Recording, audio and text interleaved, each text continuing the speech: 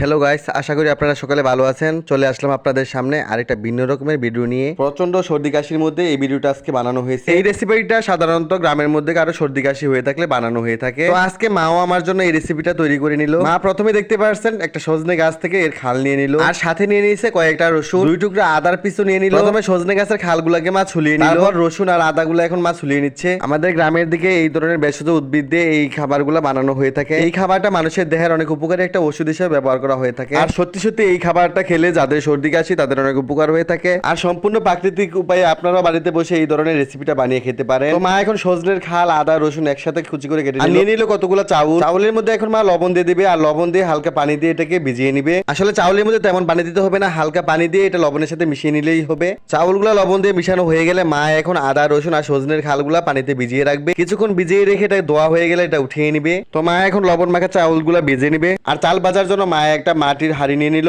আর হাঁড়ির মধ্যে চাউলগুলো কিছুক্ষণ নাড়াচাড়া করলে দেখা যাবে চাউলগুলো ভাজা হয়ে গেছে। ভাজা চাউলগুলো মা একটা কুলারের মধ্যে রেখে দিল। এখন মা কেটে রাখা সজনের খাল, আদা, রসুন গুলা ভেজে নিবে। এমন ভাবে ভাজতে হবে যাতে এর মধ্যে কোনো পানি না থাকে, আবার খেয়াল রাখতে হবে যাতে করে পুড়ে না যায়। দেখতেই পারছেন এমন ভাবে ভেজেছি যাতে করে এর মধ্যে কোনো পানি না থাকে। আর এখন সবগুলো উপকরণ একসাথে আমরা ভেজে নিব। এখানে নতুন করে এড হয়েছে কাঁচা মরিচ আর লেবু পাতা, সাথে আরো দিয়ে দিব পেঁয়াজ। তো প্রথমে চাউল ভাজাগুলোকে আমি একটা ব্লেন্ডারের সাহায্যে ব্লেন্ড করে নিব। চাউলগুলোকে ব্লেন্ডারের সাহায্যে একদম গুঁড়া করে নিতে হবে। এই চাউলগুলো গুঁড়া হয়ে গেলে এর মধ্যে সবগুলো উপকরণ দিয়ে আবার ব্লেন্ড করে নিতে হবে। তো দেখতেই পারছেন চাউলগুলোকে আমি ব্লেন্ডারের সাহায্যে খুব কম সময়ে গুঁড়া করে নিলাম। চাউল ভাজাগুলো গুঁড়া হয়ে গেলে এখন আমি এর মধ্যে দিয়ে দিব পেঁয়াজ, কাঁচা মরিচ, শুকনা মরিচ, লেবু পাতা, আর দিয়ে দিব ভেজে রাখা সজনের খাল, রসুন, আদা। আর সবগুলো উপকরণ একসাথে দেওয়া হয়ে গেলে এখন এটাকে আমি আবার ব্লেন্ডার করে নিব। এবার এই উপকরণগুলো চাউলের সাথে মিশানো হয়ে গেলে হয়ে যাবে আজকে আমাদের রেসিপিটাই। আর সবগুলো উপকরণ একসাথে চাউলের মধ্যে মিশানো হলে এর থেকে যে একটা ফ্লেভার বের হবে, আপনারা এই ফ্লেভার দেখে বুঝতে পারবেন যে আসলে এটা একটা মানুষের দেহের জন্য অনেক উপকারী খাবার। তো আমি এখন ব্লেন্ডার থেকে একটা বাটির মধ্যে সবগুলো উপকরণ নিয়ে নিচ্ছি। এর মধ্যে আপনারা আরেঙ্গাও ব্যবহার করতে পারেন, যদিও আজকে আমাদের কাছে আরেঙ্গা ছিল না তাই দিতে পারিনি।